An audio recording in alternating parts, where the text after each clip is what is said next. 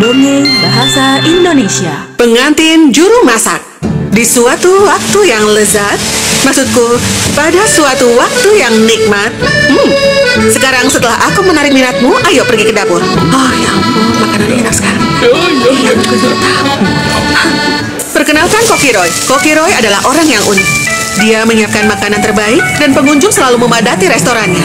Ya, tentu saja itu adalah tempat yang kecil. Tapi Roy selalu memastikan bahwa ada tempat untuk semua orang di restorannya yang sederhana. Kami membutuhkan jus di meja 10.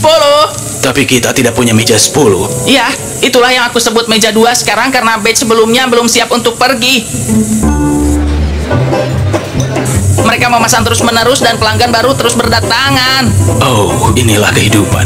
Makanan memiliki hubungan khusus dengan jiwa kita, Jerry. Ketika seseorang menguasai makanan, mereka menguasai kehidupan. Tapi bos, kau perlu menaikkan harga. Kita akan sangat kaya. Tidak, Jerry. Kaya atau miskin adalah keadaan pikiran. Itu tidak ada hubungannya dengan jumlah uang yang kau hasilkan. Koki Roy biasanya meninggalkan restorannya pada malam hari untuk menghabiskan waktu bersama anjingnya. Dia puas dengan hidupnya, dia tidak punya apa-apa lagi untuk diminta. Suatu hari, makanannya menarik perhatian para bangsawan. Ini enak sekali. Dari mana kau mendapatkan ini? Panggil kokinya sekarang. Roy dipanggil pada hari yang sama dan ditawari untuk ditunjuk sebagai koki kerajaan. Oh, yang mulia, aku sangat senang. Tapi restoranku... Restoran kecil itu. Kau mau jadi apa? Menjadi koki kerajaan akan memberimu semua kekayaan yang kau inginkan. Sekarang jangan konyol dan katakan uang bukanlah segalanya. Memang benar. Roy takut berargumen dengan raja, jadi dia dengan rendah hati setuju. Roy sekarang menjadi koki kerajaan. Dia akan bangun di pagi hari di kamar kerajaannya.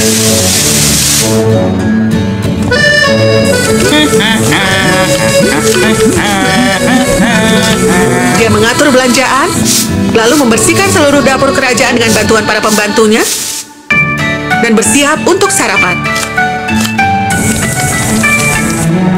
Melayani,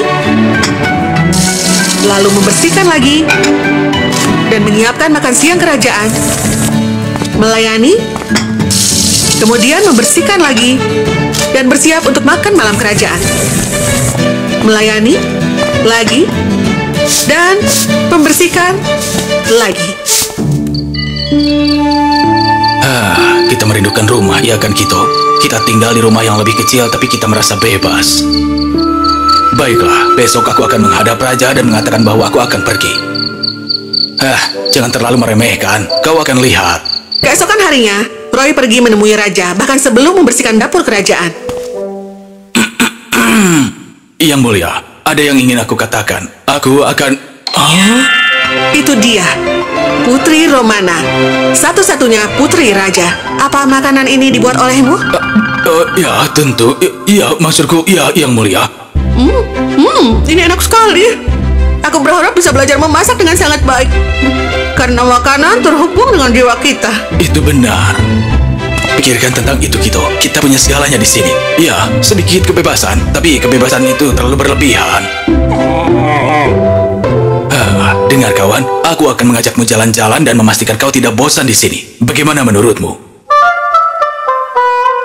Koki Roy memanfaatkan kesempatan untuk mengesankan sang putri.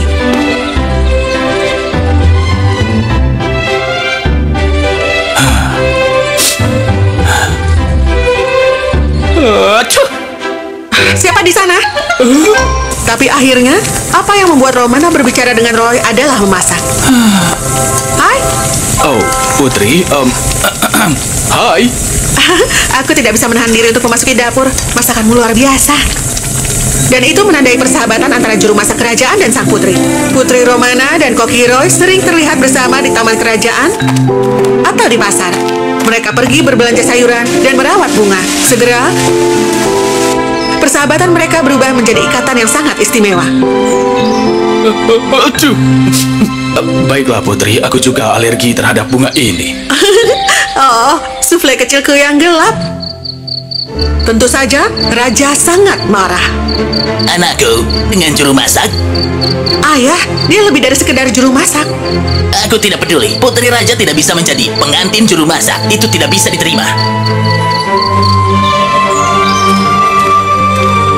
Aku tidak tahu harus apa. Menjadi juru masak bukanlah kejahatan. Jadi, jika aku bukan raja, aku tidak bisa jatuh cinta. Ini tidak adil, dan ayahku perlu melihat siapa dirimu sebenarnya. Putriku, aku tahu kau marah padaku, tapi kau harus menikah dengan pria yang mampu, kuat, dan punya kekuatan untuk melindungimu. Kau tahu, pangeran sejati. Kau sudah cukup umur untuk menikah. Kita harus mengadakan pesta besar dan mengundang semua pangeran. Kita bisa meminta mereka melakukan tes untuk melihat apakah mereka dapat menjagamu dan kerajaan. Mengapa bukan aku yang mengurus kerajaan? Putriku, jika kau ingin bercanda, aku tidak akan meladenimu. Romana mengatupkan bibirnya dan setuju. Kebahagiaan raja tidak mengenal batas. Putrinya akhirnya siap menikah. Sedikit yang dia tahu bahwa sang putri punya rencana lain. Malam itu, Romana mengirimkan paket spesial untuk pangeran yang spesial.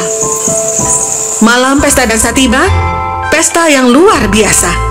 Teman-temanku, terima kasih telah datang ke pesta besar ini. Mari kita duduk dan makan malam. Oh, mereka menyebutnya pesta besar. Kau pasti bercanda. Di meja makan, Romana mengawasi dengan cermat semua pangeran. Wow, makanannya pedas. Oh, benarkah? Oh, maafkan aku, Yang Mulia. Aku akan segera menggantinya. Setelah makan malam, ujian akan dimulai. Para pangeran harus menunjukkan kecerdasan mereka untuk membuktikan bahwa mereka mampu memimpin kerajaan dan membuat sang putri bahagia. Beritahu aku, Tuan, jika kalian dikelilingi oleh musuh di semua sisi kalian, bagaimana reaksi kalian? Aku pasti tidak akan menyajikan makanan asin untuk mereka. Jika kerajaan kalian berada di dekat pantai, apa yang akan kalian lakukan jika terjadi air pasang atau kenaikan permukaan air yang ekstrim? Semua kerajaan di dekat pantai pasti punya sistem drainase yang bagus dan selokan di samping jalan. Jika ada bencana seperti air pasang, itu akan memastikan air mengendap dengan cepat. Itu adalah tanggapan yang cerdas. Bagaimana menurutmu, pangeran dari pantai? Aku akan memastikan bahwa aku cukup makan. Aku tidak bisa berpikir dengan perut kosong. Kau memberiku makanan pedas dan aku tidak bisa fokus. Apa? Hah? Itu keluhanku juga. Bukan seperti ini caramu memperlakukan tamu.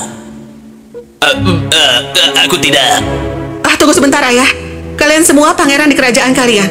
Apa ketidaknyamanan kecil yang menyebabkan kalian semua meninggalkan posisi sebagai pangeran? Jadi jika makananmu asin atau pedas, kau tidak akan bisa tetap waspada untuk melindungi kerajaanmu. Lalu bagaimana mereka akan melindungiku?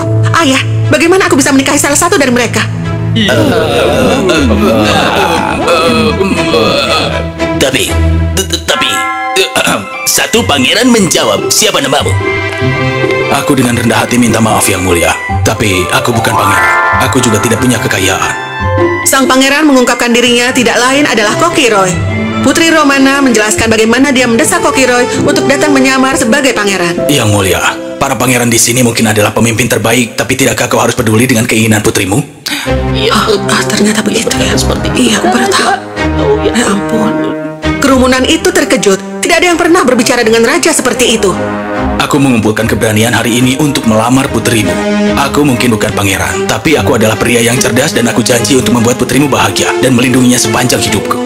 Sang raja bingung. Aku selalu ingin putriku menikah dengan pangeran sejati. Kau membuktikan hari ini bahwa pangeran sejati tidak perlu kaya atau dilahirkan dalam keluarga kerajaan.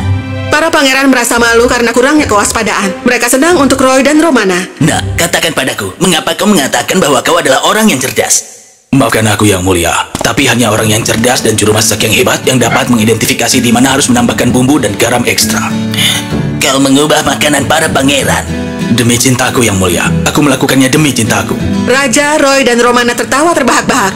Roy dan Romana segera menikah. Dan sementara Putri Romana mengawasi kerajaan, Kokiroy membuka jaringan restorannya sendiri. Putri Romana menjalani hidupnya dengan bahagia dan bangga karena dia sekarang istri juru masak.